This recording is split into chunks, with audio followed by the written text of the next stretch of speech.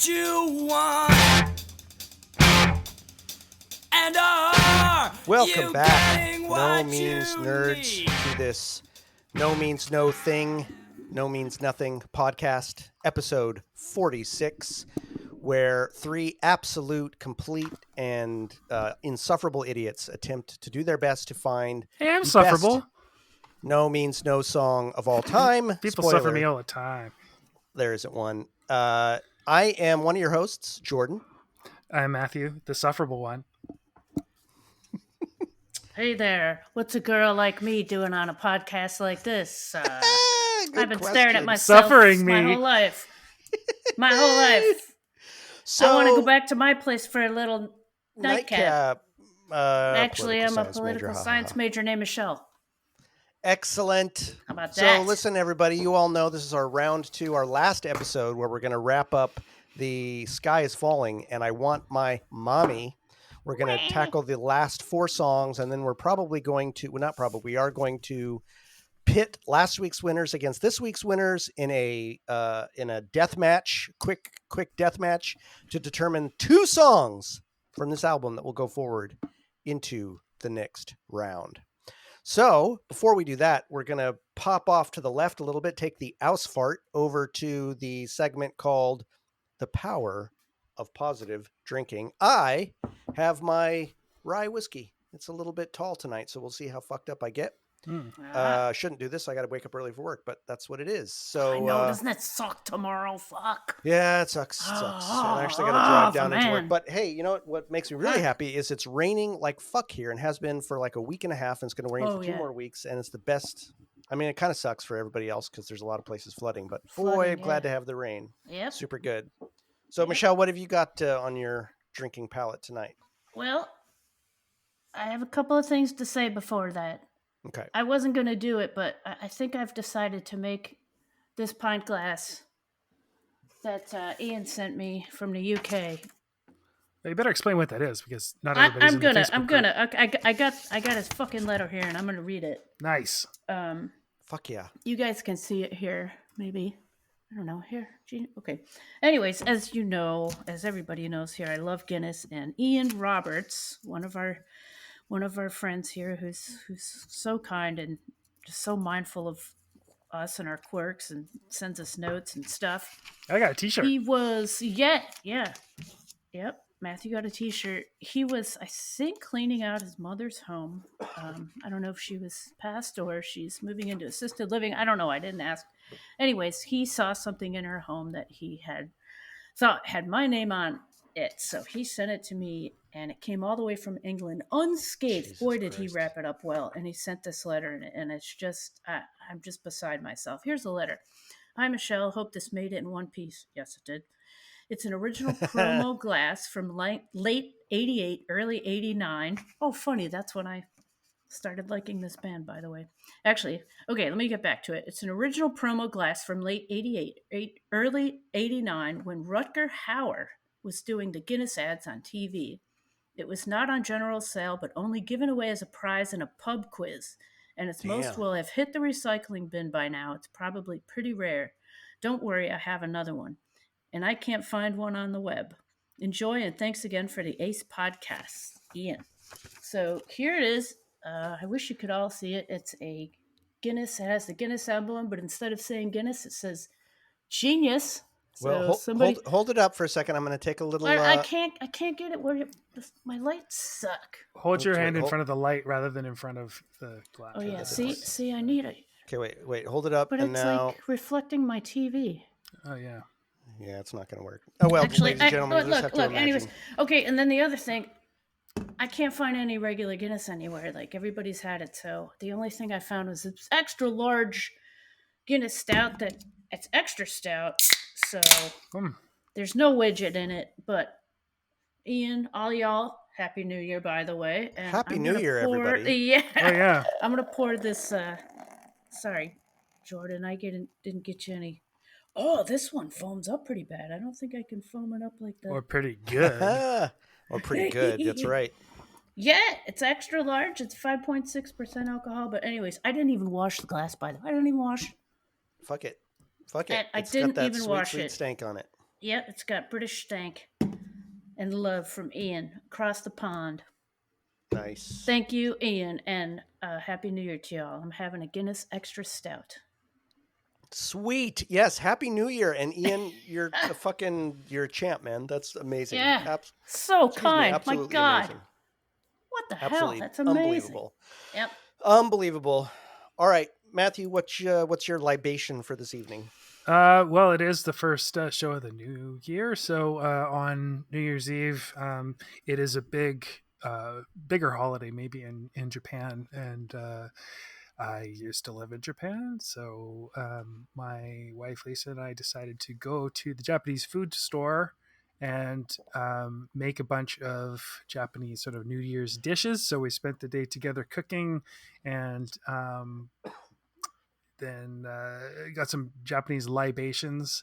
And so this is, I actually found a yuzu, which is a Japanese citrus fruit, which you don't see. I've never actually seen one in the flesh. It's a common juice in cooking and stuff like that. But it's sort of like a lemon and a grapefruit mixed together in flavor. Okay. So yeah. I have shochu, which is like a distilled rice spirit. It's about 25% with yuzu juice in it.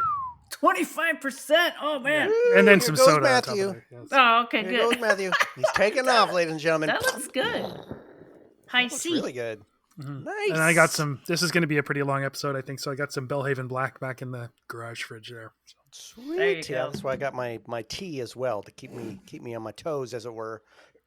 All right. Well, behind the scenes for both of you, I've pasted the order in the chat, but just so that you know, tonight, Matthew, you go first with our first pairing. So this week, with only 4 songs left, you know, it kind of did it again. I think it put 2 of the kind of epics up against 2 of the punky songs. I think it's a good pairing on the half of the machine. I can't complain. So the first, well, actually, wait, hold on. I'm gonna have a little host's pleasure here. I want to. No, that's the wrong word. You know, that's definitely the wrong. I phrase. can't Good see thing your we're not hands. recording the video. So I've gone back and listened to this album, some of the songs from not last week, but last episode and stuff like that. You know what? As funny as it was, and as much as I still don't love the song, I certainly was like the fucking fun police all over that Ride the Flume. You know what? It's a fun song. It's a fun song. Why can't people just have fun? Why can't they just have a good time? And here's Jordan going like, "Get off my goddamn lawn!" No. But you know, Well, it's why a should fun you? fun with that. Off my flume, I'm riding this shit all the way down. I just felt a little bit like the fun police. So I'm sorry if I yucked any of your yums out there. Still don't love the song, but it's not that bad. It's actually pretty Jesus fun. Christ! Oh, shit. Did he just spill his drink? I knocked over No, my just the microphone. Yeah. Oh, that's even worse. It's good podcasting. Wow. This microphone just ran the flume. So we're going to, after that little aside, we're going to dive right into our first pairing. And this week we are pitting Bruce's Diary versus Sharks in the Gene Pool. Listen, you know the fucking album. We're not even going to mention it. So anyway, we're going to start off with Bruce's Diary. We're going to listen. We're going to crack it open. I'm Dear finding diary. the key under the pillow. I'm opening it up and I'm taking a peek. Let's hear what it has to say. Women grow up muscular, short-tempered and kind of dumb. The women develop those outrageous curves, the kind you only used to see in the movies and magazines. We band round up for ourselves. Hi-ho, oh, oh, oh, hi-ho, oh, oh, oh, hi-ho, oh, oh, oh, hi-ho. It's off to do our work legal.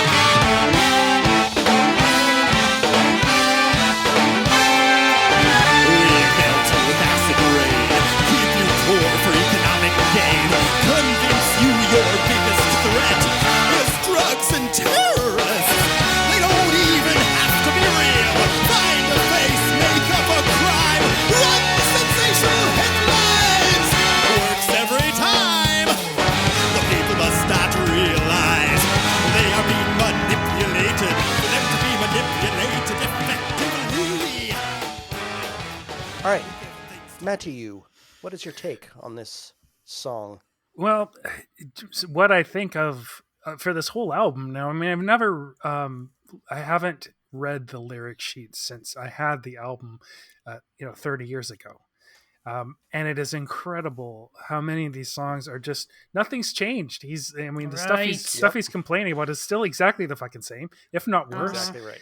And so it is maybe even more, poignant. I was sort of late teens when this came out, and kind of sick of the ranting, sick of the every this and that, and now I sort of see the arc of all the things he was complaining about sort of coming to fruition now.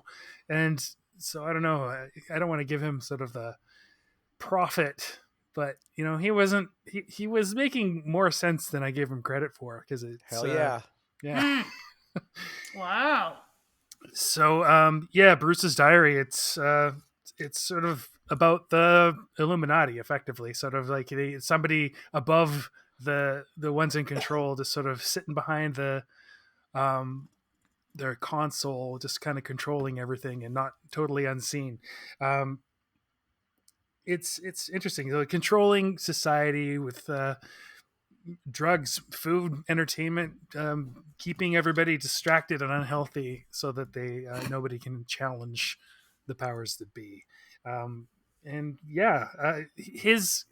I like how his voice really sort of suits this character, and it sort of suits the music. I feel like this is definitely one of the more integrated ones, where it feels like it's sort of it's sort of cheesy sounding, jazzy. There's even some really like clearly a choice, a cheesy sounding synth. So very much synth sounding jazz instruments. So like there's horns and synthy shitty horns. It actually reminds me a lot of something I used to really like called Homestuck. It was like a web comic, and there was this whole. It was sort of 8-bit music, but it was really kind of good jazzy noir stuff, and it reminds me a little bit of that. And it just, long story short, I came back to Homestuck after not paying attention to it for a really long time, and it went completely fucking bug shit. Oh no! It In developed a bad way this, or good way? Yeah, bad way. Like people Oh, no. developed a really toxic fandom. I watched this whole video on how it went crazy, and they were gulling their fans and everything. So it's just interesting that it's reminding me of something that I hadn't sort of checked on in a long time. Just like this album, I hadn't checked on it in a long time. This album remained consistent. Homestuck went bug shit. But anyway, music from Homestuck is still really good and interesting, and it kind of reminds me of this stuff. So, yeah, it is a lot of kind of ominous stuff in this, but then it's quite a silly song, silly tone. We do what we want is really pretty scary. But then, is drugs and terrorists. Oh no! He's sort of making fun of that histrionic kind of alarmism, which people are fed, and people are still upset about drugs and terrorists. Everybody's getting, what bad guy is next, Anyway, run sensational headlines, works every time.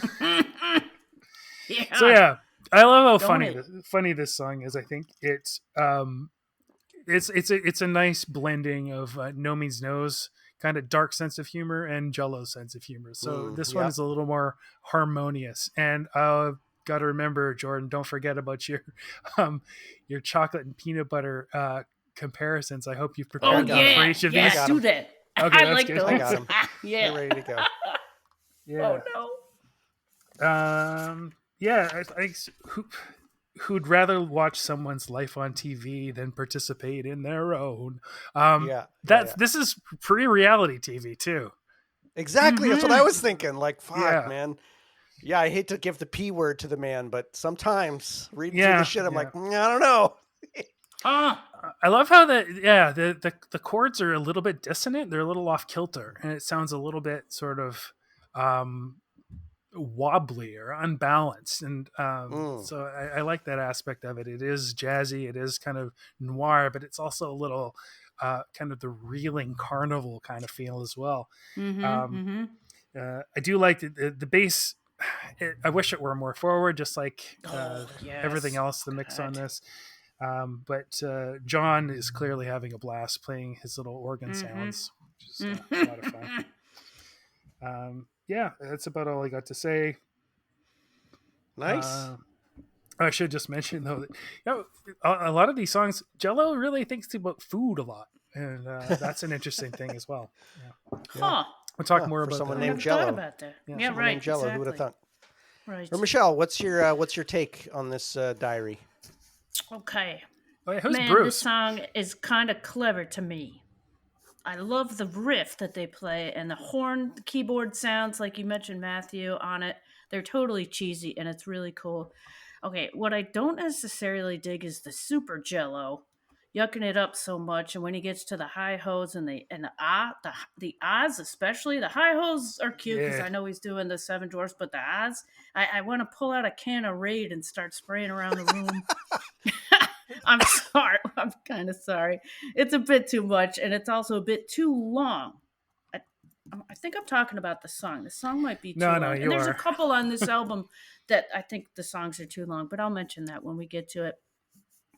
Um, and Jello is bringing up some good points on like you guys were talking about as well. I like the line. I like the line, and I like the music of "Your lack of I curiosity is the highlighted key to that our too. Mhm. success." Yep. Yeah. And I always like the way he said the line "buying clothes and losing weight." I like the way he said it. It's funny. Overall, the song is more on the meh side of my thinking, but I do like the cheese factor. I think it's really well done and it's outrageous.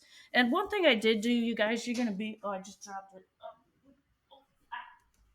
I actually brought out my CD and was like, "Look, the freaking lyrics on this are so small." I had to bring out my Oh Your what's his wow! loop. name? Look at that. My Nice. what's his name? It's a Sherlock magnifying. Holmes Oh, your little Sherlock Holmes. magnifying glass Hey, with a and lights on it. we can talk about that now because Sherlock is fully in the public domain as of That's 2023. right. So Yeah, this one has lights on it too, so I'm like totally old person sweet, geeking out. sweet. But yeah, I looked and saw like the music credits, and the music credits on this are all of them. Some are just Snow Means No. One song is mentioned that it's Snow Means No. Some of them are words and music Biafra, and the music credits for this are all of them. Biafra is one of the music credits on this Nice. song. Hmm. Well, as a little teaser for everyone, not that it goes into a lot of detail, but we are going to get a bonus Andy's corrections at the end of this Oh, episode where he talks a bit about this album, and it was certainly illuminating to me. yeah. All right, so are you? Are you wrapped up? That's my thing. That was your diary. Diary's That's closed. All my right, yeah. diary. Dear diary. So first of all, what's my pairing here? I'm giving yeah. this one a delicious raspberry chocolate and a cup of pretty fresh AM PM coffee. So not the best coffee in the world, but it hasn't been sitting in the carafe all day. It's still going to hit the spot, and I'm going to walk away from the pairing kind of going, yeah, all right, that's it's not too bad. I'm not looking to throw away AM, PM either half of coffee. this. Yeah. And raspberry chocolate. I Why raspberry? yeah, I too think that this is one of the Dark. better mixes here of these two flavors. I think Jello does a pretty good job. I think none of us has mentioned yet. I read this on the Wikipedia that this song was inspired. Jello kind of based it off of his character in Terminal City Ricochet, so it's sort of from that character's perspective, which I still have not watched. Michelle, I know you have, so I'm I'm the gonna tell asshole you, I who's attempted left. to watch it, and Okay, I attempted, yeah. it was So too. it was there you go. In any I'm event, not old enough. I think that just to back up for a minute, because I feel this way about all the songs this week. Yeah, Jello, in a lot of ways, I still feel like he's not the most artful lyric crafter in the way he crafts lyrics, but he certainly did highlight a bunch of shit that's more relevant now than it was then. Listen, I'm going to go back and say the 90s were pretty fucking chill overall. Like if we compare that to the last 2 decades, fuck all happened. And it was fucking so chill and mellow compared to what's going on. Yet he does a really good job. He did this in the 80s too, of highlighting the growing open wounds that are now just like festering boils that we live with. And Right. yeah, it was pretty prophetic, right? Like these almost nothing of what he talks about in this feels dated to me. I look at it Yeah. all and say, well, okay, maybe now it's not drugs and terrorists so much as it is LGBTQ groomers for the right to fucking use their as their boogeyman, but it's still the same How to spot a thrust moral behind panic. it. Exactly. And so I think he did. I think he does. And then this song in particular, I think he does a pretty fucking good job with it. Now that said, there's still lines like, let's see, where is it? So much better being the hatchet man than the henpecked attention starved target like the big man himself. It's like, dude, that's too many words. Too many words in a phrase. Like, don't. Yeah. It's like you can't. It doesn't fit. It doesn't fit. Just like, I don't know, get an editor or something. But the what he's saying, the actual words are fucking great. Yeah. I actually really like his do you really? I thought it fit right in. I thought he was just being one of the totalitarians at that point, because this is definitely the first iteration of the totalitarians, because I think this came before 0+2. Then Critchley took these horns and put them into the fall. Hey. But this was where they were So. genocided. Je ne sais quad. And it actually made me go like, fuck, I wish we had more of this and more No Means No songs. I'd fucking love it. I love the horns. It sounds good, doesn't it? I love it. I love it. And it gives that, like, it's funny, but it's also fucking killer. And it's like that middle section where they really just have the instrumental it's like break. The Gong and the Show band. Kind of, but the Gong Show band on some really good DMT mixed with whiskey, right? Like they're just it's just nice and crunchy, and it's got that atonal weirdness to it. And that middle section where they just kind of let loose, it's just fucking great. I absolutely love it. It's perfect for this song. It really it fits the tone of this song. It gives it that right sort of, surrealistic feel. Almost like it's its own weird fucking sitcom, right? That's pretty great. I think overall this song is pretty fucking great. I think the music is fantastic. And Matthew, I thought you said it really well when you said that this mixes the humorous side of both Jello and No Means No very well. It takes, those two sides of their personalities and I think does mash them together into a pretty fun fucking song. I'd put this, I don't think it's at the top for me, but I'd put it at the top half at least, or up in that area of the songs. I really think it's, pretty fucking great. And Rob's percussive hits on this they have it's catching up feeling to me. Like it's got that dun dun dun, like it's got that same tone to it that it tickles my spine in the same way. That just it's a makes little more me, bass for it. Yeah. And the interplay between the bass and guitar. I almost said bass. I did it. I almost did it. I didn't want to the say interplay anything. between the bass and guitar in this is really fucking cool. And I'm going to go ahead and say this probably in every song. The big standout in re-listening to this album for me has been zeroing in on Andy and going, fucking hell. I feel like, not as much in this song as a couple of the others, but I feel like he was like letting himself loose into sort of the layer of the atmosphere where punks live, and that he didn't normally let himself fly loose in, and he's just letting himself fly the fuck loose up there in some really fucking cool ways. And in this song, there was a lot of that. But in particular, the interplay between the bass. And that's where, to me, where a lot of the atonality came in, because they were playing in different scales almost. The same riff, but like off by a half or something. Yeah. Michelle, you would know better. And it just sounded so fucking good and tight. Anyway, great song. Okay. But weird and off kilter. But weird and off in the best way. And I thought Jello's eccentricities and excesses in this actually fit the tone of the song, whereas normally they just drive me fucking nuts. And I'm going to highlight my absolute least favorite moment of Jello's in the entire album on our next song, as an example of when I think he just fucking lost the plot on that particular Jump the shark? area. Yeah, literally. I do. That was a good one. But in any event, that's Bruce's Diary. So let's move on to our second. I just wanted to mention, because I forgot to mention, it's right at the bottom of my thing here, that right at the end where this organ fuzz out and he's like, life is simple. when everything's clear. Sort of this Librium fuzz out at the end of the song. It's like pretty awesome.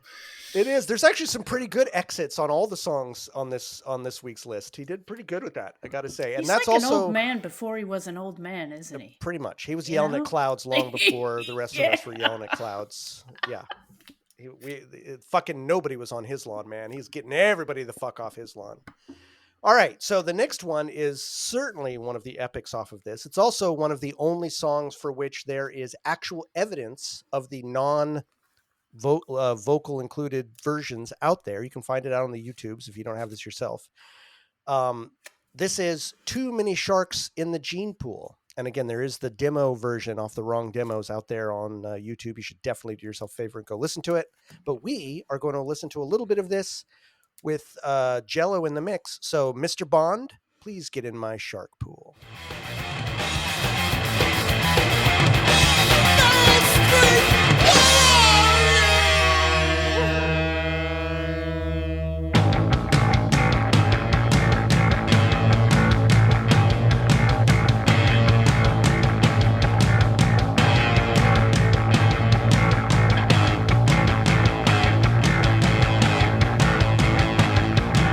Where did American know-how go? Why do Japanese build better stereos? Is it 'cause our best minds can't get a job? Except when they help make toys for the Pentagon? Germ warfare, more bombs. Germ warfare, more bombs. Our whole economy's based on fear and death. How long can we get away with this? And we live here.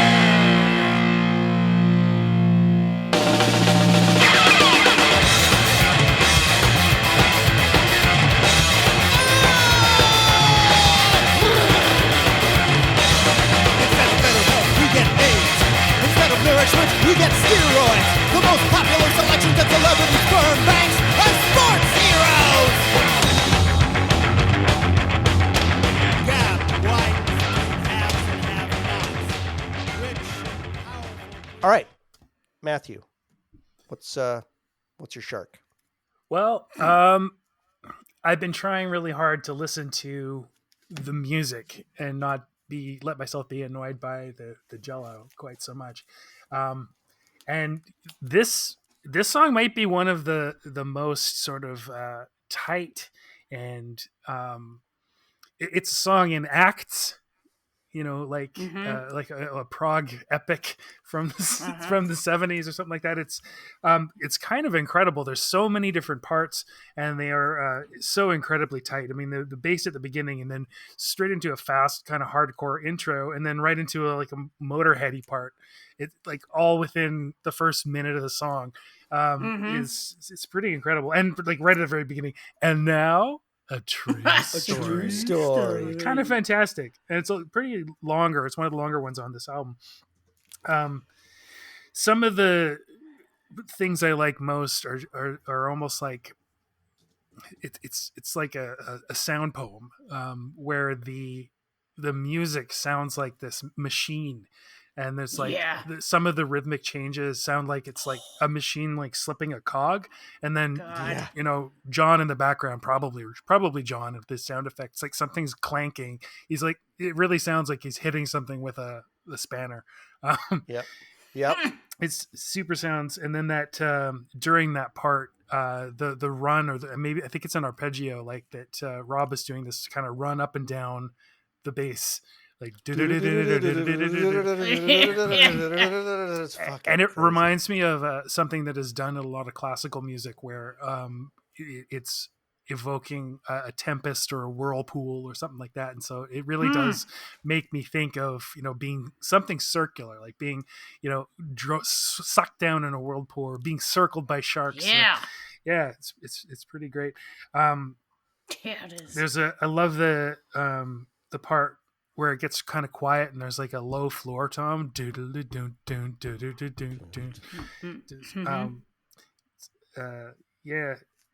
then Meryl Streep, where are you? Where are you? Meryl Streep.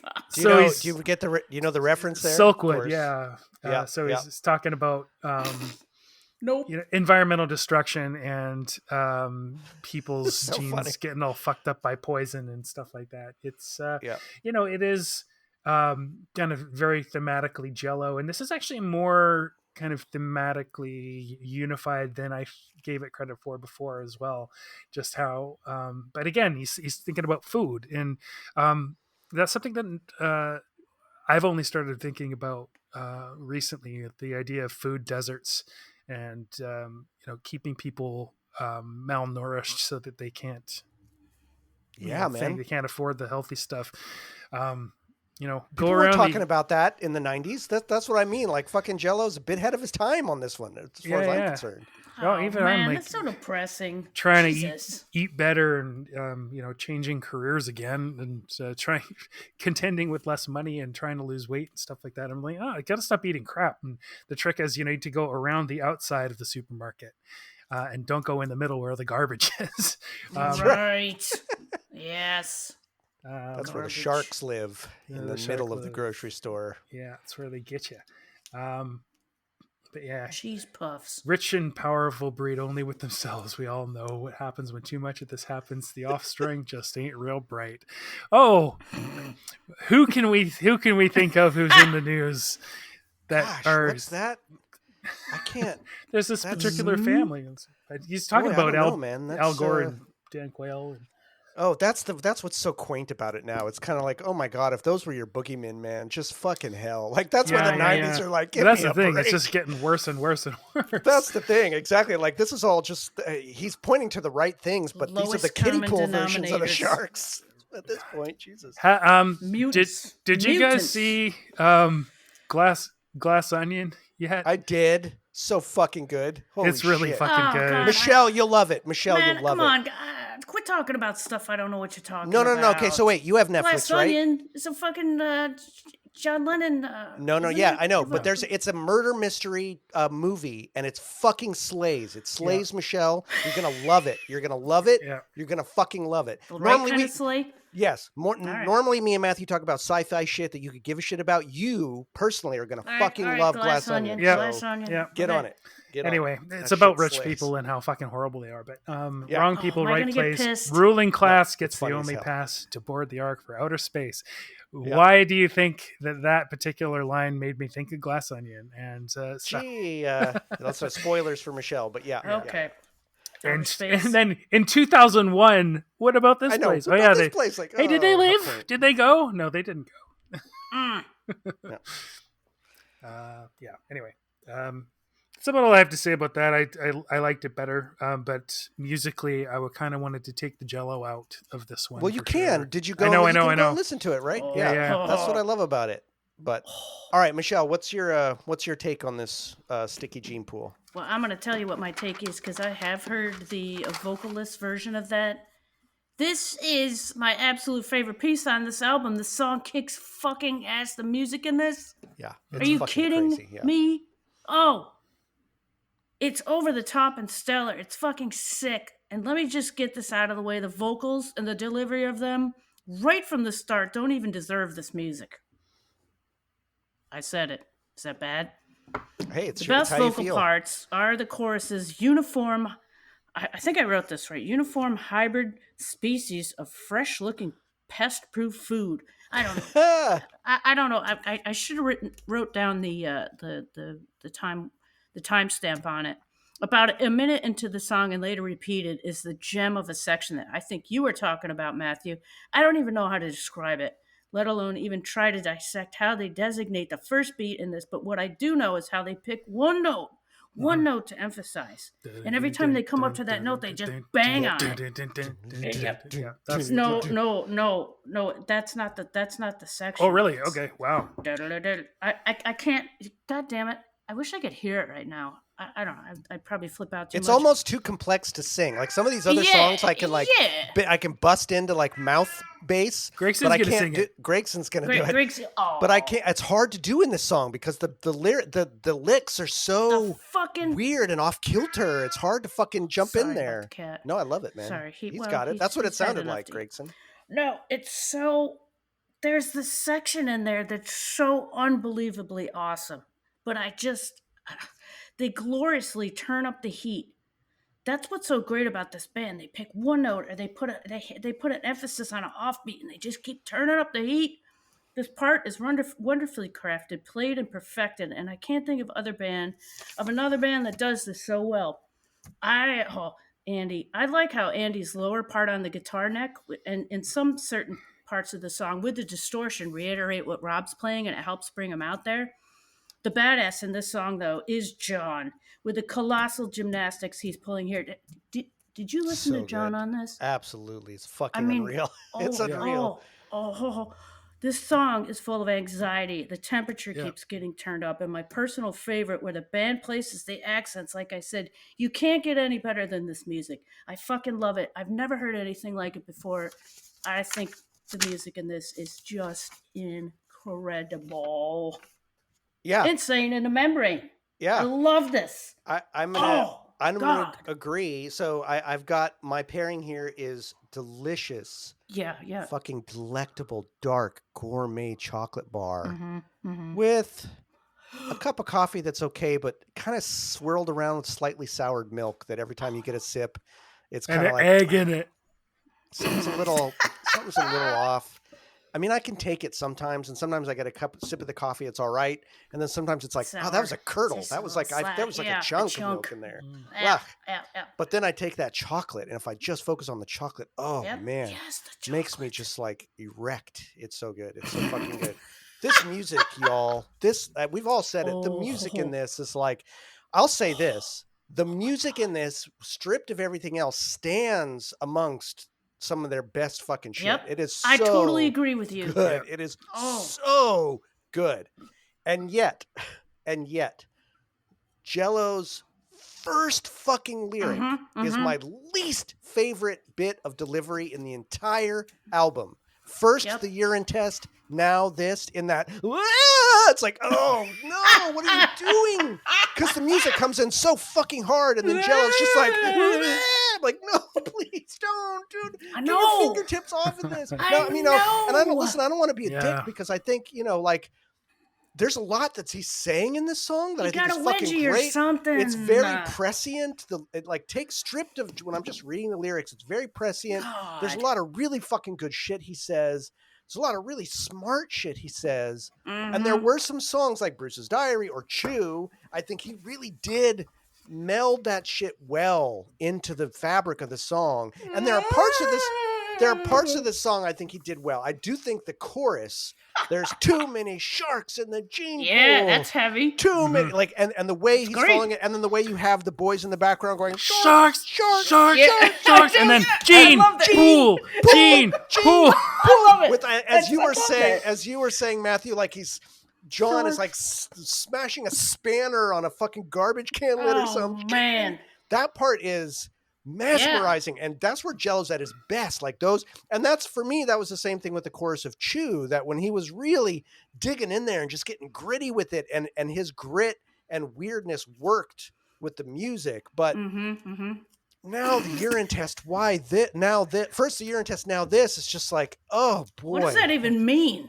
It just means the urine test don't started. Tell me what. I just like what. Well, it's drug testing, know, right? I know. But it's just they're gonna test your genes and not just your piss. I know. And I don't mind this. It's not even that I don't mind. I applaud the sentiment behind it for sure, and I applaud what he's trying to say. But it's so unartfully done. He could have said, "Listen to this fucking music," and it's worse just because the music is so fucking good that everything else just kind of like you just want to say, just stand out of the way, man. Just stand to the left. Go this train's get going everybody too a coffee. fast. This train's just going too fast. Right. You need to stand to the side, which is not fair. It's not fair, but that's just how I feel.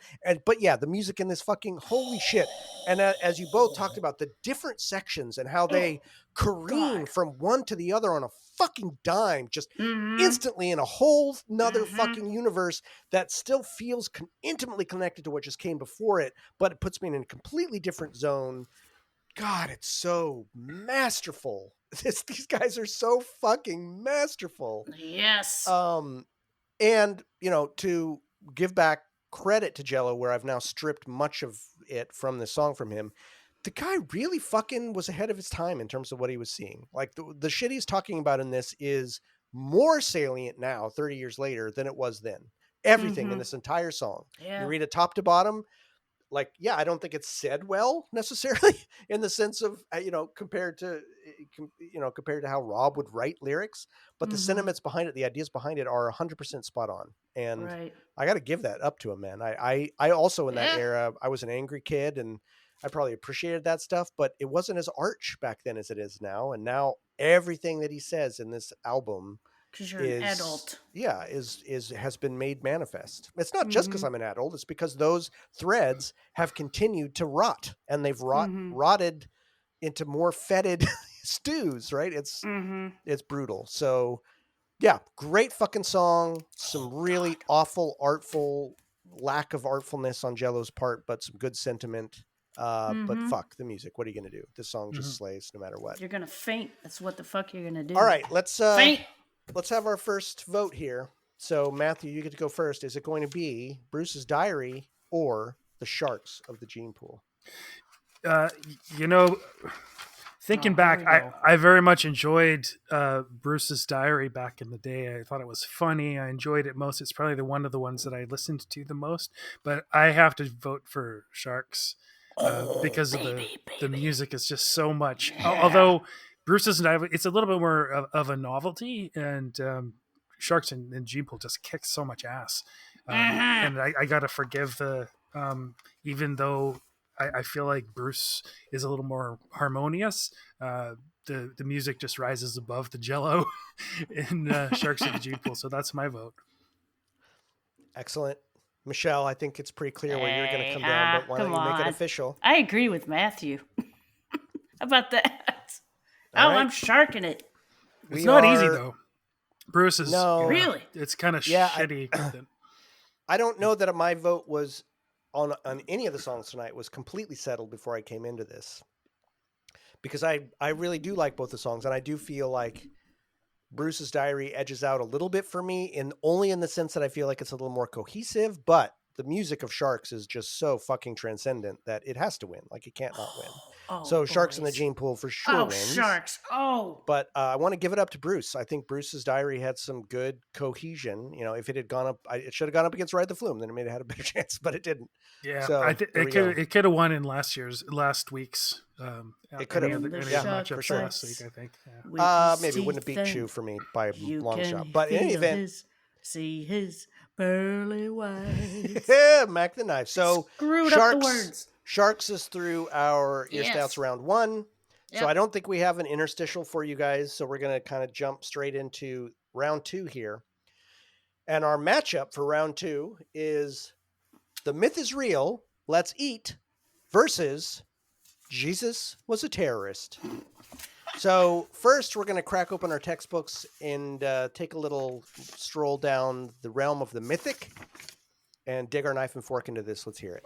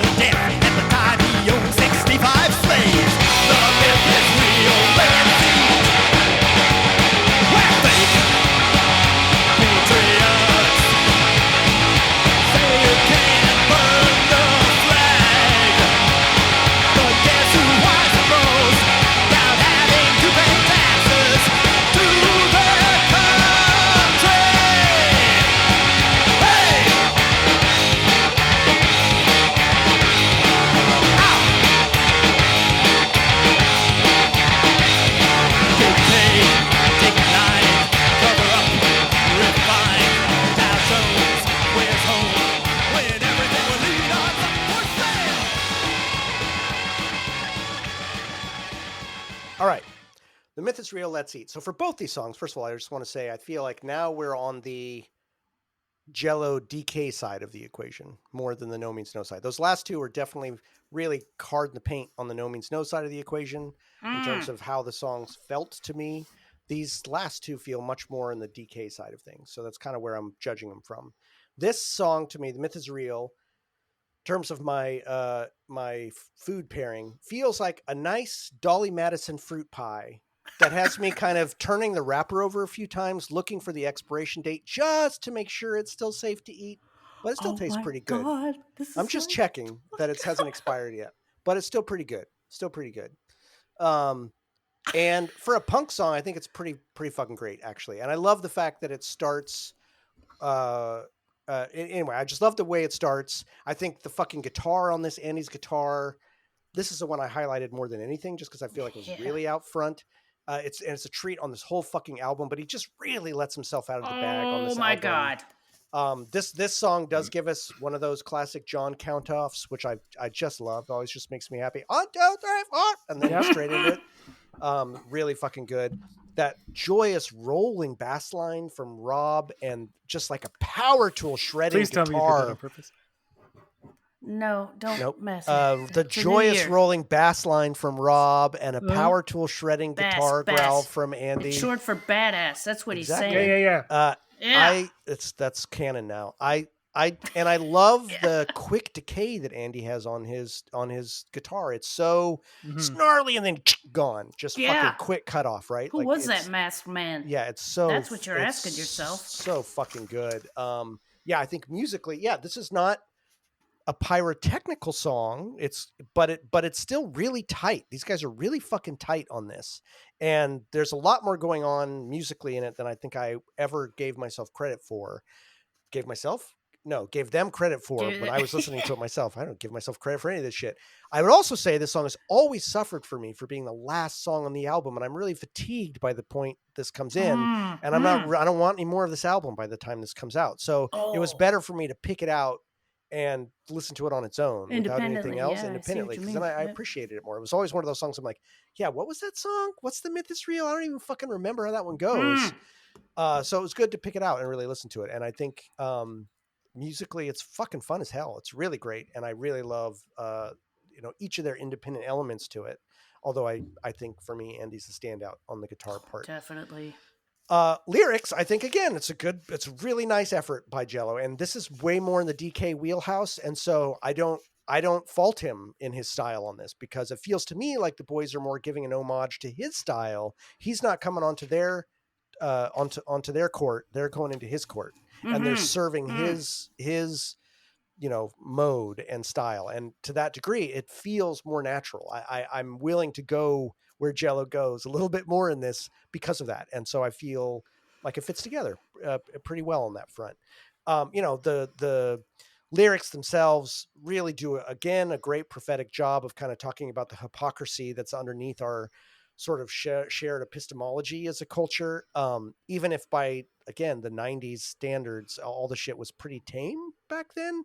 We were more, worried about albums being called pornography and I don't know, like Tipper Gore kind of shit. Like that kind of stuff seems like quaint now compared to the shit where the actual fascism we're up against now. But all the, the beginning parts are there. The one thing that I thought was interesting is that he saves some of the weakest shit, the stupidest shit for the end when there should be the climax. Like he's talking about citizens in Albany, Oregon, banning a book making fun of Santa Claus, and 64% of Iowans surveyed want to be reincarnated as themselves. This is at the crescendo of the song. And I'm like, those are like the weakest points you've made. Like, what the fuck are you saving that shit for the end? Like, what? Like, it was kind of just reaching for more facts. I couldn't. I do like that last one. Just the I mean, it is interesting. It is interesting, but it just felt like a letdown based on some of the other stuff. But there's a lot of he was trying to fit it all in, I guess. I guess so, right? Again, it's Jello's spoken word, but it works in the context of how he did that in DK a lot, and I think that does it really, really well, and it really does do a good job of highlighting the hypocrisy of where we live, right? Like driving past one billboard says don't drink and drive, the next billboard says drink and you'll get laid, right? Like all this just this sort of vapid hypocrisy that Nude we're women. just stewed in all the time, these myths that we're just fed on one side and the other, so that we're never left to sort of figure out the truth for ourselves. And I think this has gone, like everything else in terms of what he's talking about, like nuclear at this point. And now epistemology is broken down, so it's not just a binary, it's 8 billion fractures and 8 billion people pointing at each other in their own different realities. So if nothing else, this Thanks, has Internet. this has gone way further off the rails than it was here. That's why it's almost, this song out of all the others was the most quaint to me, because some of the stuff he's talking about is like, fuck, man, I wish we lived there now. I wish that was our reality. I wish I lived in this world now. I wish that would be these are the easier. worst things we had to worry about. Yeah, I wish these were the worst things we had to worry about. Not, some of the other stuff fucking is a little more frightening, man. prophetic, but It's frightening. but in general, I think this is a good song. It's a good closer, and I love that it ends with "Wowee." Like that's another nice little fucking sarcastic little riff. It's pretty good. So there's my take. Michelle, what do you got about The Myth is Real? Okay, yes, I like the John count off too. That's great. I thought it kind of sounded like Tom, but might have been Dee Dee. But yes, it was John. The bass tone Rob puts out on it, it's so fucking good. farty. It's like a fart. Flappy. It is. It's different too, right? That's why when I was talking about the DK sound, you can see the strings like flopping. Yeah, but that's what I mean. Like this is them going over to the DK side of it. It's so not sound. Doesn't sound like the No Means No tone. It sounds different. I think it does. Well, it does, but no, it's not. It's a little see what you mean. punkier. Yeah, and it's a little more like legato instead of stick. I don't know, but it's so fucking farty. It's so good. Andy's riff and guitar tone in this is just so phenomenal too. It's sneery and it's so thick you could just eat it. Oh yeah. It sounds like a bunch of sinister power tools full of anxiety. Yeah, nice. Jello sounds pretty great on this one, and the music fits his voice well and what the guys are laying down. I think it's a really good blend of the music and the vocals here. There's so many instances of fantastic no means knowingness in here, and it's hard to pinpoint the high spots. Okay, that guitar solo that Andy does, so good. Yeah. Listen, when I was doing my homework for this, I started guffawing laughing. I paused the thing and I'm dying laughing because it's like, that is it's so great. It's so obnoxiously sneery and fucking cool. It just, the only way you could explain it is to make a face. It smells like a smell. Yeah, you it's can like a smell it.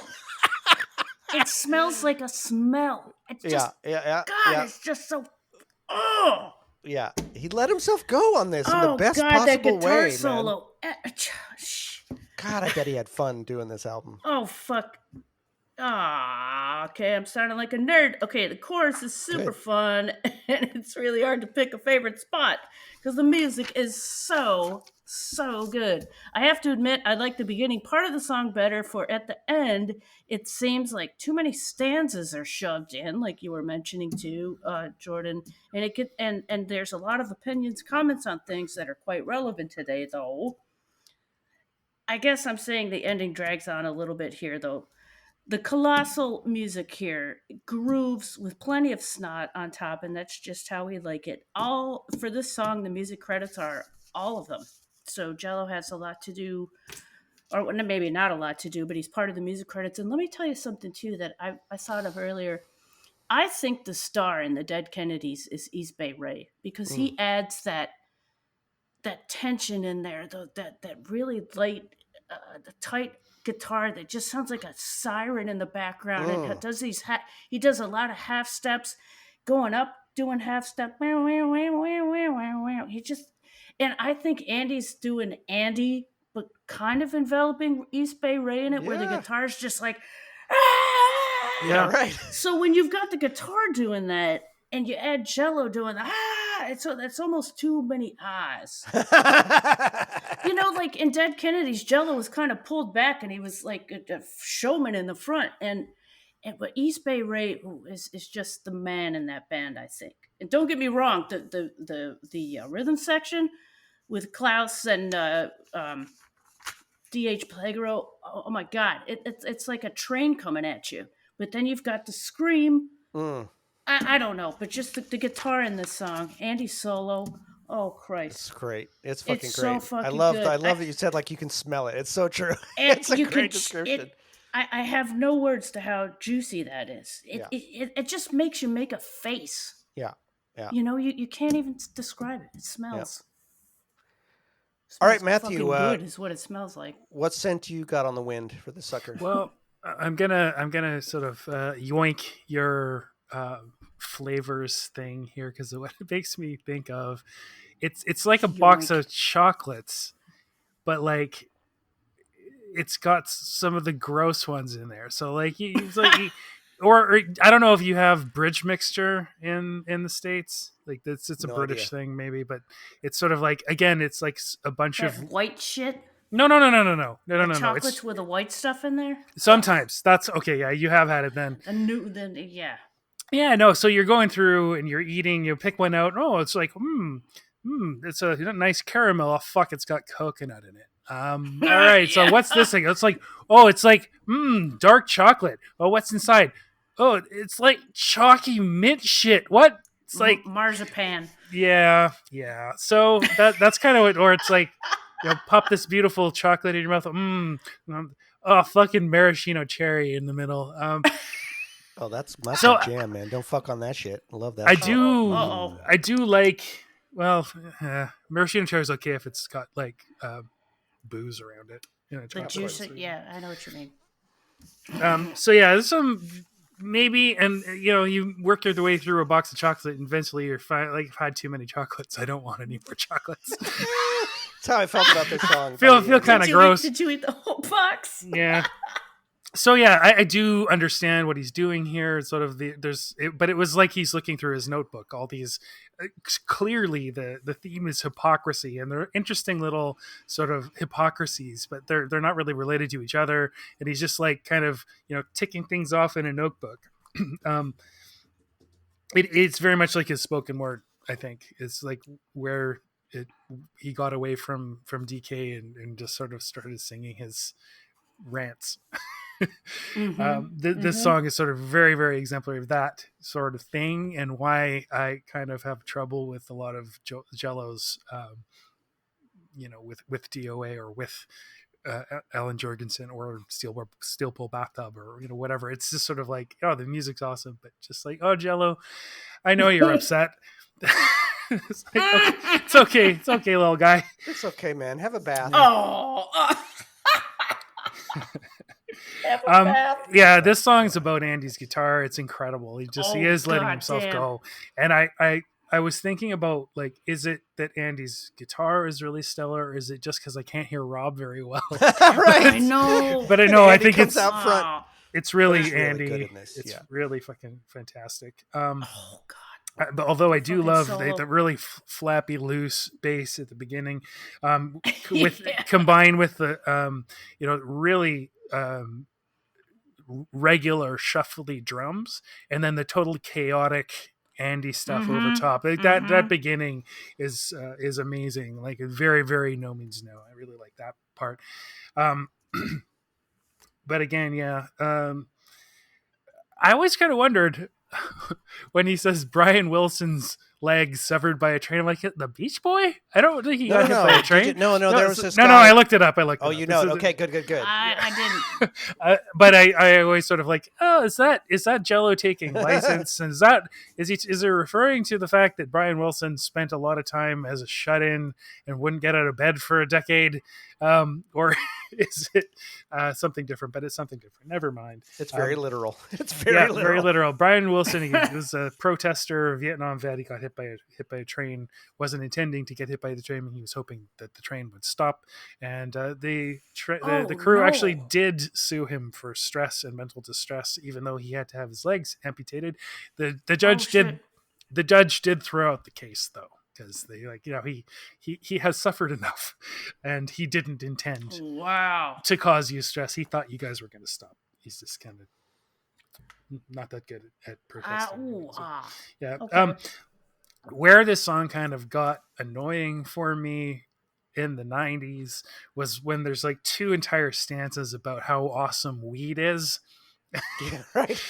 And it's like, oh, these are high times facts about the marijuana plant and how hemp will save everything.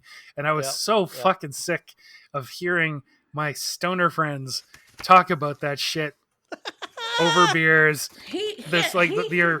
Anyway. So yeah, I got a little tired of that, but whatever. It is of its time. Tired of waiting. Yeah. Ah. I did like the line "sheep in wolf's clothing" though.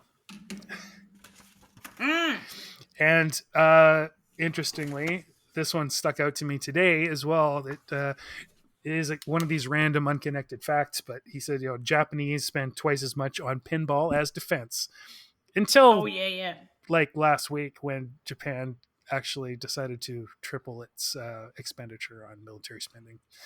So yeah, and also just kind of it oversimplifies the fact that one of the reasons they did that is because we prevented them from doing that, and because we took up residence and became their defense, right? Like we were their defense. So a lot of the shit with Jello is there's another line in there that I didn't talk about where he talks about like Robert E. Lee released his slaves before Grant. It's like that's not actually very accurate. That's a real simplistic. Like he takes shit and tries to make these really profound points on much more complex ideas and topics, and I think gives them a slant that they don't deserve. And that's another one. So it's one of these things like, okay, that's fine. You could say that, but I call bullshit kind of really. Like maybe in the letter of the law, you're correct, but really it's not. It's more. Yeah. But it's a song. What are you going to do? This is maybe the song that makes me roll my eyes the most in terms of I get a little tired of the of Jello and everything like that, but I also get tired of this sort of shit. So anyway, not my favorite. All right, but great music. All right, good music. Yeah. All right, so let's talk about our last song of the evening, and the last song is not the last song of the album, but the last one of the album we're going to talk about. Jesus was a terrorist. Jesus. Oh wait! Before we do that, we're gonna wait. Jesus was a terrorist. Let's listen to a little bit of this song. Okay.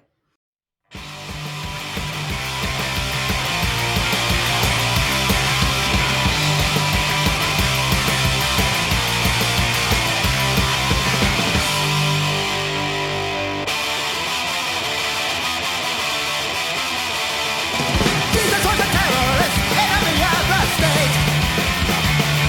That's why the Romans labeled him, so he was put to death.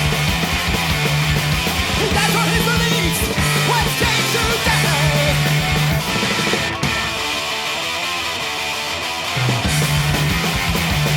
Today, Bibles and cannibals with money from his name.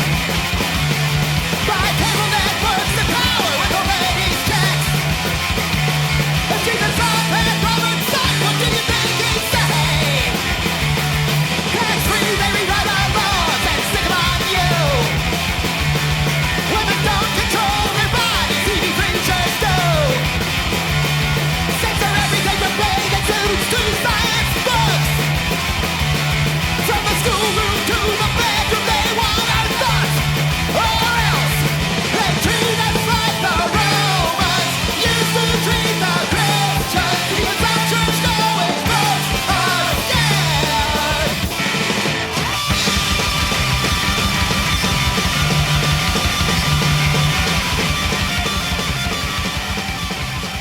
All right, that was a little bit of scripture. So now I'm going to talk about this fucking terrorist named our Lord and Savior Jesus Christ. So what is this one? This is just a bowl of classic lime jello. There's no mixture here. This is just a classic bowl of lime jello, because this is just a DK song. This is just a fucking DK song. And the better for it, I think. That looks good. I wish Jordan, I had more booze. would you like to make some sexual noises to Matthew's? Well, he didn't pop it open in my ear hole, so I can't. But it did. looks delicious. He's taking my thunder. It That's looks my delicious. move, buddy. I know. That's my he's move. creeping on your territory. So Yeah. on the needle of No Means No to DK, this one's like swung all the way over on the DK side. Whoa. And All this is, the way over. I do love how it starts off with that sort of faux, I mean, it just changes tempos real quick, right? Like it starts off sounding like it's going to kind of be a Yeah. one tempo, and then it goes into the kind of the speed. It goes into DK speed for me. Like it really just feels like a fucking DK song. And for that Hardcore reason, punk. I Yeah. think it's fucking great. Again, I think it doesn't have it's not mathy, it's not proggy, it's three chordy, but in the best way. It's got power, precision, fucking great punk drumming. It's all sort of upfront. It's not pretending to be anything other than it is, and it's fast and delicious. And Words sometimes and music by Biafra. That's what it says. that's in the exactly. CD. So there you go. Yep. That's the reason, right? Yep. Like this is Mhm. this sounds like Jello through and through, but it's the boys absolutely giving it up for him. Like they do it well. They do it with precision. They do it with power. They do it with passion. And it's a great fucking DK song, right? Like the lyrics, yeah, whatever. I mean, they're fine. They're great. But I've read this shit a million times in a million places. This is not saying anything. Listen, I don't want to be a dick about it, but it's not saying anything nuanced about Christianity in our country. It's saying true things for sure. And this is shit that's been true since the dawn of Aquarius or whatever. It's been, this is It's the age of Aquarius. This is really, the shit's gotten worse. Just like with all the songs, the lyrics that he puts forward are now infinitely worse than they were at that point. And the 80s and 90s in particular were kind of the heyday of this sort of televangelist era. So I think it's good and proper that he wrote a song about it. But I don't know. I don't get a lot from the lyrics just because I feel like they're kind of tame in a way now. They're good for their time, but unlike some of the other ones that I felt were a little bit prophetic, this one feels like almost it pulls its punches a little bit. I don't feel like it really strikes any body blows that make me kind of go, "Oh fuck, Jello, yeah, you really nailed that." I'm like, yeah, these are all kind of easy shots that anybody could have taken if they're talking about Christianity. So I think the delivery is great on Jello's part. I think the music is spot on with his delivery. I think they're doing a really, really tight hardcore punk DK song. Not my favorite on the album. I know it's okay. It's great. It's good for what it does. And I think everyone's given it their all. I just am kind of uninspired by Jello's lyrics on this one. I think that he you know what? He could do better, and he has done better than he did on this one. I don't feel Are like you disappointed in him? No, I just feel like he didn't dig very I'm just deep, and he kidding. could have. Like, I mean, the guy clearly has more to say about food than he does about Christianity. That's what I'll say. So yeah, that's but really does all I he? got on this one. Michelle, what do you got on Jesus Was a Terrorist? This song kills me, both in the name and the hardcore slam dance stage diving mayhem it would cause. Okay. I'd listened to this before I looked up the liner notes to see that it was Joe that wrote the music. And I wrote down, it's kind of a bit funny, I wrote in quotes, to hear the guys play like this. Yeah. Because it's not their style. No. I mean, John's just doing it straight up. I know, and it's like, like, oh, okay. I mean, maybe he was like going back to his roots. I don't know. It's like what I don't what think they those might were his like. roots. Those aren't his roots. Well, His roots are like. well, no, his roots are jazz. Bruce's but- diary is his roots. Yeah, exactly. His roots were jazz for sure, but like they But I know got what you're saying. they Yeah. got inspired by DOA. Yeah, I I mean, know it what you're wasn't saying. any kind Yeah. of flash, crazy ass jazz drumming. So yeah, that's what I meant. The band's killing it though. It's not their style, but they're killing it. Andy's guitar solo came on, another guitar solo. It's just funny. It's so good. It's funny. Andy's guitar solo. It's just such attitude. It gives me joy. I can't imagine how fun it must be to play something like this and for him to hear it. And he's playing like maybe 4 notes for that guitar solo, and he's just killing it. I've listened to this several times, and I listened to the solo several times. I'd like listen to it over and over again. It's hilarious and amazing. Rob and John are in the back like a freight train and sound invincible. Just the perfect platform for Andy to shine. Jello is singing quite well over this and doing a great job with the music on this one. I do want to reiterate, it was kind of funny to hear them play like this. I Yeah. mean, if you really focus in on what they're doing, they're like, hey, wait a minute, wait, huh? Yeah. But they're killing it. They're killing it. It's a hardcore punk song, and boy, do they deliver. The whole thing sounds fantastic. Very good. Not very interesting read on the whole thing, but I liked it. All right. I've been waiting all night to say this. What's the gospel according to Matthew? Oh, that's funny. Oh, that's got to be. Yeah, I like it's actually kind of a Hansensy beginning to the song. Yeah, it is kind of double snare hit and then straight into the hardcore, and then it just doesn't let up. And yeah, it is a DK song. It is about televangelists and how they're bilking old ladies. Moral majority. And they're the most the flogging Christ, but the most unchrist-like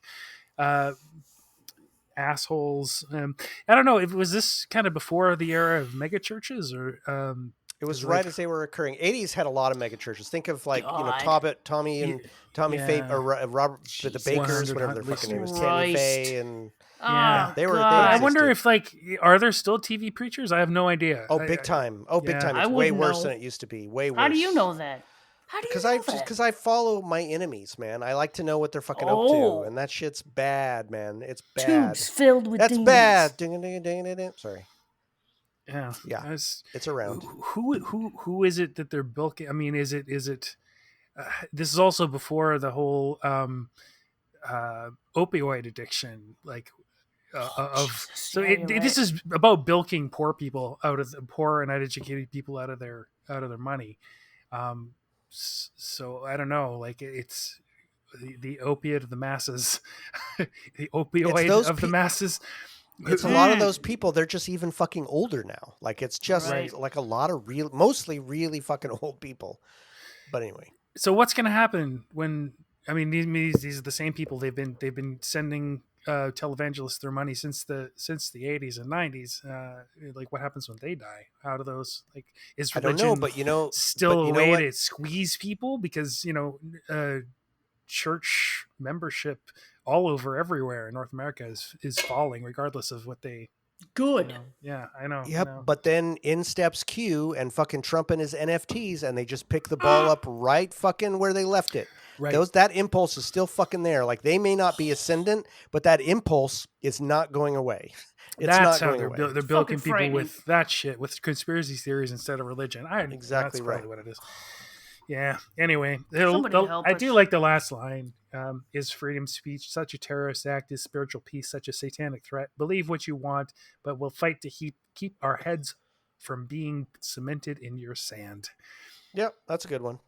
Yeah, it's a pretty good one. But again, it's not too interesting, not too no means no-y, and therefore definitely not my favorite on the album. Probably down in your Ride the Flume territory. Yeah. A little bit. It's fun, but a little one note. A little one note or a little three note punk. All right, so let's take our temperature here on The Myth is Real versus Our Lord and Savior Jesus Christ was a terrorist. And Jill is going to hell for writing that song. So my vote is going to be for The Myth is Real. I think it's the better song of these two. Michelle, where are you at? I'm going to second that emotion. All right. The myth is real. Let's eat. Yep. Jesus with terrorist. It's a chocolate. I don't know. It's something. It's still going to eat the chocolate, but there's only one chocolate. Myth is real. As much as you sometimes get a caramel, and you sometimes get a chalky mint thing, or sometimes you get like a peanut. But I'm still going to eat them. Hey, what peanuts? Peanuts are good. Still got chocolate. Andy's candies are good. So I'm gonna. The myth is real because although all these little factoids are a little annoying in some ways and a little dated in others, they're still kind of funny and very jello. And I probably don't disagree with any of them, except maybe the stupid marijuana ones. But they're still true. You just hate to hear it. It's not that they're not true. It's just I've heard it all before. Yeah. But I'm gonna vote for that one. Well, so The Myth is Real goes through. So before we go into the final round here, a reminder of what's left and what's going to be going up against each other. And then we're going to have a little Andy's Candy palate cleanser and read what Andy has to say about this album. And then we will do our final choosing of the last two songs. And I'm a little bit nervous about this. I actually felt better about it when we were just going to choose one, because a couple of these could come up against each. Anyway, it doesn't matter. The ones that are left are Bad, Chew, Sharks in the Gene Pool, and The Myth is Real, Let's Eat. Those are the 4 songs left in the queue. So before we pit 2 of those songs against each other and 2 of the others against each other and come up with our winners, let's hear what Andy had to say about this. So Andy was very kind to send us in this little bonus bit on the album. So I'm going to go ahead and read this out. This bonus Andy's Candy on the Sky is Falling, and I Want My Mommy. Yes. I wish I had lots of great stories to tell about this record, but it actually went pretty much all to plan. We were thrilled to be asked to be Biafra's band on this record, with some songs of his, music and lyrics, all arranged, and other musical ideas that we had ourselves lying around that we fashioned into songs. Like a lot of folks, I think this album could use a remix. Amen, brother. Yes. Maybe even a complete overhaul. Oh. Why it ended up sounding like it did remains a matter of debate with no clear answer.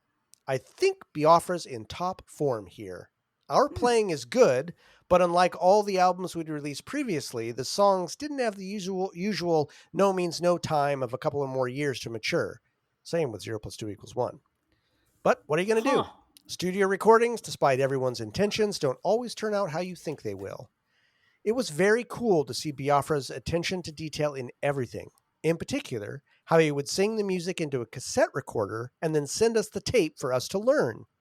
And when we went to rehearse the songs with him, he knew exactly out of his head how his riffs went, note for note. Really amazing. Whoa. And we got on well with each other during the recording, with no more raised voices than any other session with which I'd been involved. Stylistically, the album is a bit all over the place, but then again, that's who we were. So one moment we were sounding like No Means No, the next mimicking the DKs, then over to the Hanson brothers. All right. One bit of trivia that you may think needs sorting out is the credits. Confusing as per usual, but I can tell you that Rob played all the bass and I played all the guitar. Thank you, Andy, for that. And that's one thing I didn't mention ever, but before we go into our last votes, a lot of people have been confused with this over the ages. I certainly was in the 90s before the internet was a thing. In the notes, liner notes, somewhere, I got to go back and dig them out. It does say that Andy played bass and Rob played guitar. And so for a long time, many of us thought that they'd actually swapped instruments, but really they were just fucking being dipshits and fucking with us, as they always did. And that's why Andy puts in that note. The other thing I realized I had meant to talk about last episode, so this is my little personal story here, that you guys were like, let's record it and put it back in, but I'm going to talk about it now, is I was fortunate enough, I didn't necessarily feel fortunate at the time, but I do now, to see, of all fucking things, Ride the Flume live. Because I saw the Maritime Hall show in San Francisco when they came around the tour. I think it was for Worldhood, I'm pretty sure. Oh, yeah, and Jello show. And right. Rob got sick. Rob had a really bad cold or laryngitis or something. So he played for about half the show, maybe. And then he had to bow out. He kept playing, but he couldn't sing anymore. Oh. But it was San Francisco. So who jumps on stage? Right. Mr. Biafra, to play some of these fucking songs. And they They played Bad. They played Ride the Flume. They played the DK songs, right? They couldn't play the No Means No songs. They hadn't practiced them. But these guys could whip out those DK songs with their fucking eyes closed and their backs, hands tied behind their backs. So I think in a pinch, they were just like, well, we can fucking play these guys. Ride the Flume, let's fucking get that shit out. But anyway, so it was really fun. What really pissed me off, though, is this is the first show that I took Lisa to as when we were going out. And I was so excited to show her. This is your favorite band? I was so excited to show her. First of all, Maritime Hall, fucking shit venue. The sound is awful. It's like playing in a high school. It's like they're playing in a high school auditorium. The sound was shit. It was too big for them. Like that, so there was just like some people up front, and it's this vast empty space. Oh no! And then Jello jumps up and he's singing. So it's like it's definitely my. Now I look at it and I'm really, really, really glad I was there because it's a piece of history. At the time when they were still playing tours, I always ranked it as my least favorite of their shows. For that reason, I'm like, wow. I guess I'm glad I was there, but fucking A was not, because I went to go see No Means No, not Jello Biafra, and to get to see them singing these songs, I'm like, I don't even like these songs. Why are you playing them? Fuck, God damn it. But now I'm super fucking glad. Yeah. No, they did. And I'm super fucking glad I got to see it. It is a piece of history. I still have that shirt. I got it. I think I've given it to Parker. That's one of my ripped up ones. But anyway. So anyway, there's that stupid story. So now I am going to spin the wheel to come up with our first pairing, of which we get to debate which of these is the fucking winner. And the first pairing is, that is definitely, how did I fuck this shit up so badly? What did I do? What did I do? I'm starting to freak out. I don't think I'm understanding what's happening. I'm gonna read out two songs, and we're gonna see which one won. And I think I see what I did. Hold on. Pardon me, everybody. This is Jordan is editing Inside Baseball. The Terrible Machine. I'm editing The Terrible Machine. Okay, here we go. All right, so I'm happy about this pairing. So the first pairing, wheels, oiling them gears, that will decide the first song that goes through into our round 2 as a fully fledged member of the round 2 songs is between The Myth is Real, Let's Eat versus Chew. Matthew, I'm going to let you go first. Oh, it's Chew. It's Chew! Michelle? Yeah, no. I'm chewing. Chew doesn't bug me. Myth bugs me sometimes. It is, I would listen to Chew on purpose. The Myth is Real. I don't know. I was really worried that Chew was gonna come up against Sharks in the Gene Pool, and then I was gonna get real sad. It was gonna be like, now none of these are the river, but that would be for me the equivalent on this album of like, God damn it, why'd you got to do that shit? Yep. All right, well that just leaves Bad and Sharks in the Gene Pool. Again, not really hard, right? So to me, the two best songs won here. I'll go first. Sharks in the Gene Pool. Shark. Michelle, Shark. Matthew. Sharks. Oh, look at us. I think in the end, the two best songs have won. And originally we were thinking just for the sake of argument, we're definitely putting through Sharks. We're definitely putting through Chew. They're both going in. They're safe. But Michelle, what would you have voted for between those two songs? Oh, my favorite song on this album is Sharks. So Sharks would have gone through for you. I fucking love it. Yes. All right. Matthew, how about you between those two if you had to vote? Chew? Yeah. I would have voted for Chew also. So it would have been Chew. And I'll tell you why. Because I think it's the most cohesive song on the whole album. Yep. I think like Sharks, I love the music, but the fucking singing drives me crazy. Chew, I really like the singing. I think it actually works. It's harmonious. Yeah, it's no, it gives you all the no means no, and it's like blends the Jello in just perfectly. It does. I know. A beautiful you guys are ambrosia fruit salad.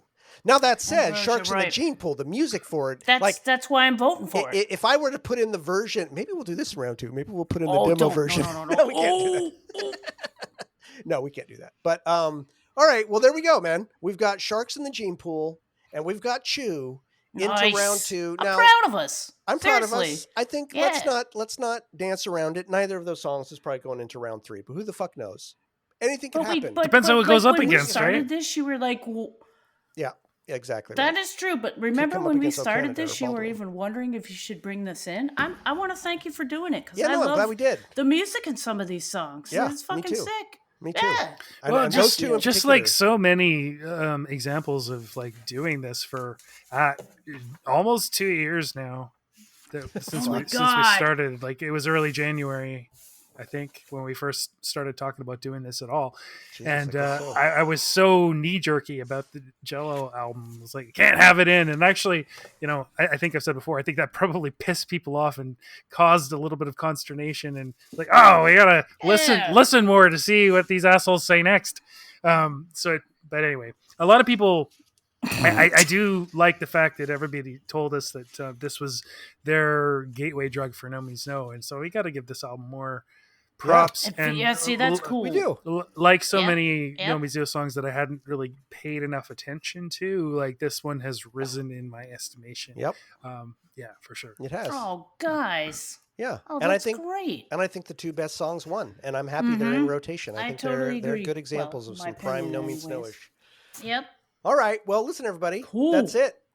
We're going to go ahead and let this one go. We're gonna there might I'm not positive about this, but there might be a little bit of a pause now, like there was previously, while we start to record round 2. Not because we're going to pause, but because we want to get a couple in the can before we start releasing these on a regular pace. So this is just to warn you all that we are now on the precipice of beginning the actual round 2 of the podcast. Yeah. We are going to have people come in and sit in with us on these so that you don't just hear our stupid fucking ideas again, but you get in new blood, and that's going to take some arrangement. That's a lot more producing than we're used to. So More producing, we want to give and please, thank you in advance for your patience, because it's going to take a lot more scheduling.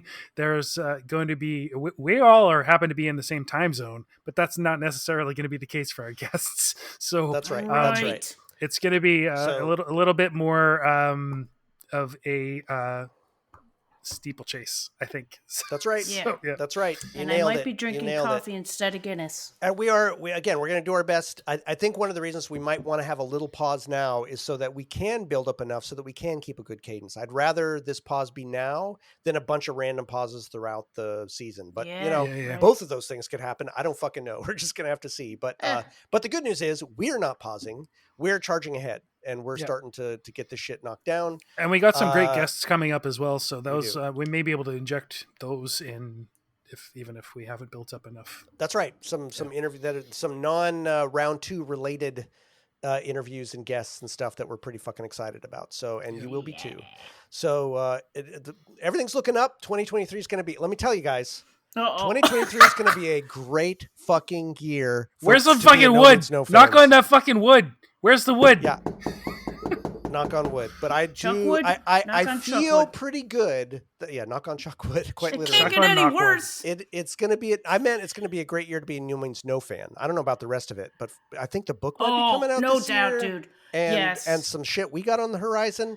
If you like No Means No, we got some shit for you. So stay tuned. Yep. And also, we're going to play the outro music now. But stick around. We got a little secret for you at the end here. All right. Now fuck off.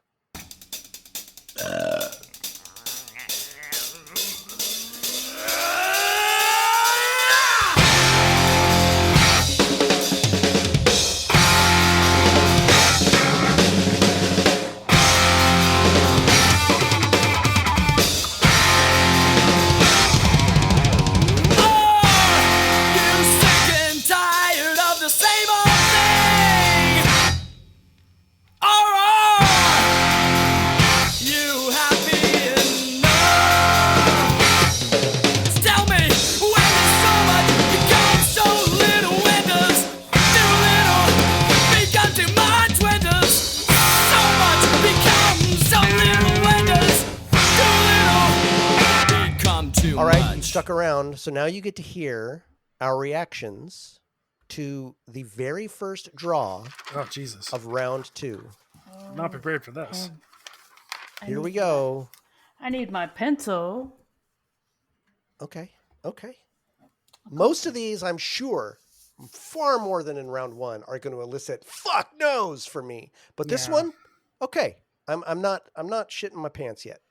We can't say what it is, right? You're gonna no. Just react. Remember when you did the bleep? It was hilarious. Yeah. Okay, you ready? Yeah. That's number 1. This is fun. Okay. This one also is not making me shit my pants. This is going to be fun as shit to do. I think there's a skid mark on mine, though. I got to tell you. I mean, these are all songs I can't wait to talk about, but I'm not dying inside. Here's number 2. Oh, it's pretty good. What's it called, Matthew? You're the cook when you boil down something and you. What's it called? Reduce. Yeah. Reduce. Yeah, we're definitely at that part of the show. I can tell.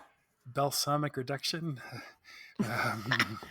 That's what it feels like. It Look does. at It does. this. I mean, listen. There is no We're chaff when distilling. it comes to separating the wheat and the chaff, but Yeah. there's some. We're making Yes! we're making fucking no means no Everclear. The no means no distillery. Yeah. So Distillery. again, everybody, we don't know when the fuck we're going to be back. As soon as we humanly can, let me tell you that. But just trust that we're working our asses off to get this shit to you, if you fucking care, which some of you appear to, which makes me as happy as I can possibly tell you. Yeah. But the rest of you and you And fuck Teddy. off. And Teddy. No, Teddy doesn't. no, Teddy, no, Teddy doesn't no, fuck off. Hey, no, Teddy no. definitely doesn't fuck off. No. Teddy's our boy. Yes, yes. The rest of you though, just get the fuck out.